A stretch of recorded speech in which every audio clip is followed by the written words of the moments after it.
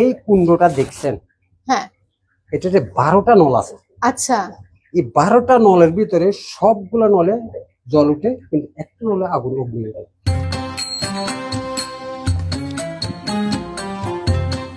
একবিংশ শতাব্দীতে স্যাটেলাইট আর ইন্টারনেটের যুগে সবাই হয়তো কম বেশি চট্টগ্রামের সীতাকুণ্ড উপজেলার বারবকুণ্ড অগ্নিকুণ্ডের কথা জানেন বা দেখেছেন।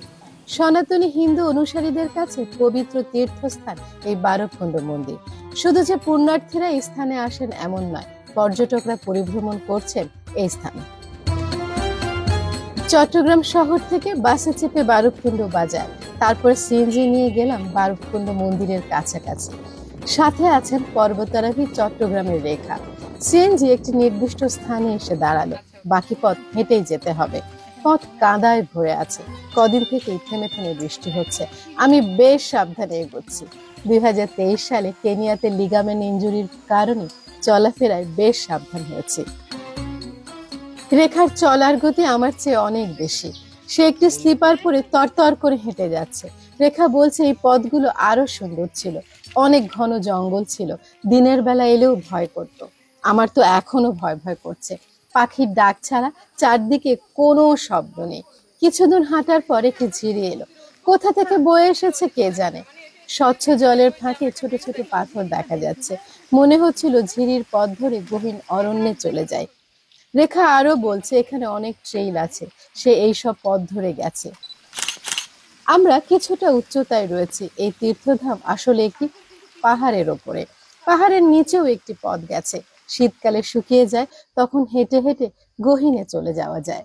মনে মনে 100 বছর আগে আমি আসলে বিভূতিভূষণ বন্দ্যোপাধ্যায়ের বর্ণিত পথ খুঁজছিলাম। তিনি লিখেছেন, বারবাকুণ্ডের পথের দুধারে ঘন জঙ্গল, সমস্ত পথের পাশে একটি লোকালয় নেই। মাঝে মাঝে বন্য পেয়ারা আর বন্য কদলীর বন, করবী ফুলের সমারোহে শৈল সজ্জিত, আশেপাশে বন ঝোপের শান্ত শ্যামল সৌন্দর্য। ঝিরি থেকে নতুন নির্মিত সিঁড়ি দেখতে পাচ্ছিলাম। আধুনিক সিঁড়ি একদমই ভালো লাগছিল না পরিবেশের সাথে। প্রায় 30-40টি সিঁড়ি ভেঙে উপরে উঠলাম। সংস্কার কাজ চলছে, সবগুলো মন্দির নানা রঙে রাঙিয়ে দেওয়া হয়েছে, একেবারে বেনি আসহ কলা। ভীষণ মন খারাপ হলো। এখানে কর্তব্যরত একজনের সাথে কথা হলো, নিজের অতৃপ্তির কথা জানালাম। তিনি বললেন, সরকার দায়িত্ব না নিলে আমরা কি করব? মন্দিরগুলো ভেঙে যাচ্ছিল, পানি ঝরে, তাই মন্দির কমিটি এই ব্যবস্থা গ্রহণ করেছে। সিঁড়ি তৈরি করা হয়েছে পুণ্যার্থীদের সুবিধার্থে।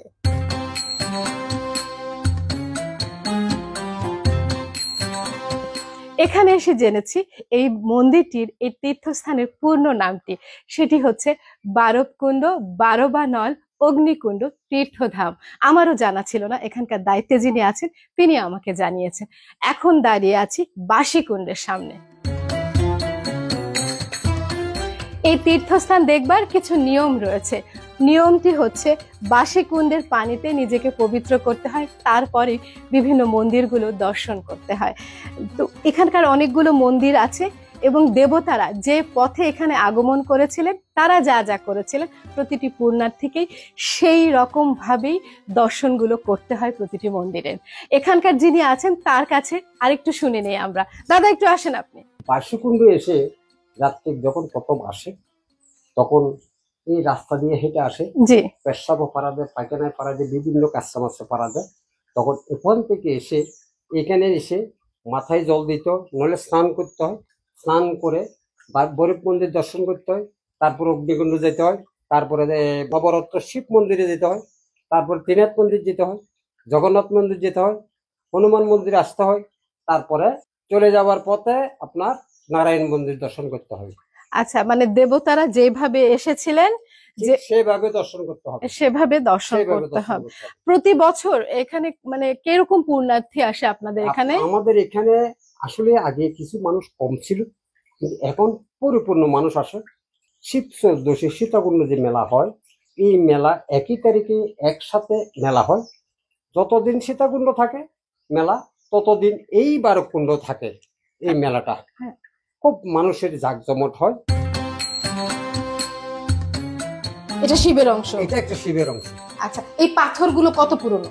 এটা জন্মলগ্ন থেকে, এই মন্দিরের জন্মলগ্ন থেকে এই পাথরগুলো আছে। ছোট ছিল। আচ্ছা ছোট ছোট যেমন বড় হয়ে গেছে। আচ্ছা, ওই যে বাসিকুণ্ড থেকে আমরা এখন কালভৈরব মন্দিরে আছি। এখানকার যে দাদা রয়েছেন তিনি বললেন যে এই পাথরগুলো আসলে এই মন্দিরের জন্মকাল থেকে আছে এবং এটি শিবের অংশ। প্রতিটা মন্দিরের ভেতরে শিলা। প্রতিটা মন্দিরের ভিতরে শিলা আছে। আচ্ছা, ও খাবেন? খান। আচ্ছা, এরকম খেয়েছি। এরকম মিনারেল ওয়াটারের মতো, মিনারেল পানির মতো যেটা। এই যে আপনি এই এই কুণ্ডটা দেখছেন, হ্যাঁ, এটাতে 12টা নল আছে। আচ্ছা এই 12টা নলের ভিতরে সবগুলা নলে জল উঠে, কিন্তু একটা নলে আগুন অগ্নি হয়। আগুন। আচ্ছা, এগুলোতে ও এখানে 12টা নল আছে। 12টা নল আছে, প্রত্যেকটা বুদবুদ আপনি দেখছেন হ্যাঁ, আলাদা আলাদা আলাদা আলাদা, আলাদা আলাদা। হ্যাঁ, যেমনটি বলেছিলাম এই এই মন্দিরের নাম যে 12 নল নামটি কেন হয়েছে, এখানে 12টি নল রয়েছে, যে 12টি নলের মধ্যে 11টি নল দিয়ে আসলে বুদবুদ আকারে পানি বের হচ্ছে। এই যে এখানে যে পানিটা আমরা দেখছি, যে জলাধারটা রয়েছে, যে জলাশয়টা রয়েছে, এখানে আমি দেখছি বুদবুদ আকারে পানি বের হচ্ছে। তো 11টা নল দিয়ে পানি বের হচ্ছে। আর বিশেষ যে নলটা আছে যেটার জন্য অগ্নিকুণ্ড নাম হয়েছে এটা, সেখানে এই চিহ্নিত স্থানটাতে সেখান দিয়ে আগুন বের হচ্ছে। আগুন আমরা দেখতে পাচ্ছি। সীতাকুণ্ডের বিখ্যাত তীর্থস্থান হচ্ছে এটি। পৌরাণিক কাহিনীর সাথে অনেক সম্পর্কিত এই যে স্থানটা, সেটা কতটুকু অতিপ্রাকৃত, কতটুকু সত্য, কতটুকু পৌরাণিক কাহিনীর অংশ জানি না, তবে এখানে যারা আসেন তারা পূর্ণভাবে বিশ্বাস করেন এটি একটি পবিত্র স্থান। যত যাত্রীক আসে, জি, প্রত্যেক যাত্রী প্রথমে এই 12 কুণ্ড আসতে হবে। আচ্ছা, এই 12 কুণ্ডে এসে এখানে মাথা চুল চাষবে। হিন্দু যাত্রী যারা আছে, যারা মা বাবার নামে কাজ করবে, এই মাথা চুল চাষবে, এখানে স্নান করবে, এখান থেকে পবিত্র হয়ে তারপরে সীতাকুণ্ডে যেয়ে আপনার মা বাবার নাম কাজ করতে হবে।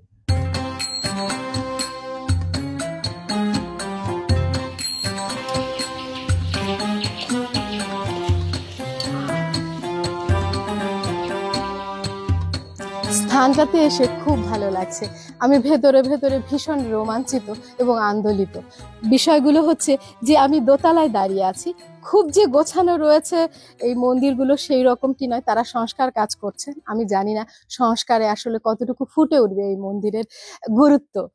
তো সেই জায়গা থেকে আমি বলছি যে এখানে উপরে যে দাঁড়িয়ে আছে, যেখানে অগ্নিকুণ্ড থেকে আমরা উপরে উঠেছি, দ্বিতল একটা মন্দির ছিল এটা বোঝা যাচ্ছে। দোতলার ছাদটা ক্ষয়ে গেছে, ছাদটা নেই। তো এখান থেকে আমি যখন দেখতে পাচ্ছি ওই যে পানির ধারাটা যেখানে রয়েছে, সেখানে বুদবুদ করে যে পানি উঠছে, পানিটার আওয়াজ এখান থেকেই পাচ্ছি আমি দোতলা থেকে, এবং আগুন যে জ্বলছে, আগুনের হলকাটার আওয়াজ সেটাও পাওয়া যাচ্ছে। সবকিছু মিলিয়ে আসলে আমার নিজেরই ভালো লাগছে।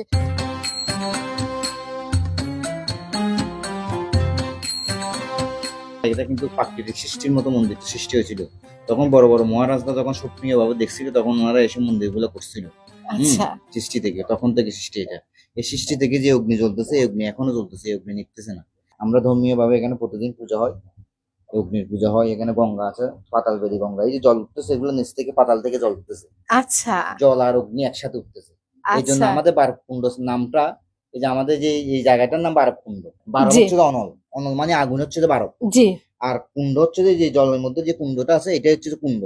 এই আচ্ছা। জন্য এর উপর নির্ভর করে আমাদের এই যে জায়গাটার নাম বারবকুণ্ড। আপনার জানা মতে বাংলাদেশে আরো কোনো জায়গায় কি না, এরকম স্থান না, আছে? স্থান নাই আমার জানা মতো। সারা ওয়ার্ল্ডে না, শুধু ইন্ডিয়াতে একটা জায়গায় প্রসিদ্ধ একটা তীর্থস্থান আছে, আর আমাদের বাংলাদেশে আছে। আচ্ছা, মানে ইন্ডিয়াতেও নাই না, এরকম না। তো ইন্ডিয়া থেকেও তো প্রচুর। ইন্ডিয়া থেকে প্রচুর সময় প্রচুর লোক আসে ফেব্রুয়ারি মার্চের দিকে। আচ্ছা, ইন্ডিয়া থেকে অনেক লোক আসে।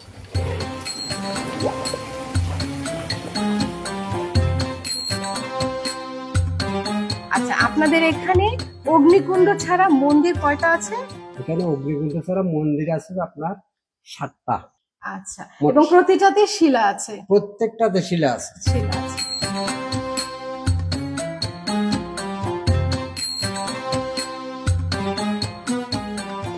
যেমনটি বলেছিলাম, প্রতিটা মন্দিরেই শিলা রয়েছে বা পাথর রয়েছে, যেটা বলি এটা হচ্ছে হনুমান শিলা।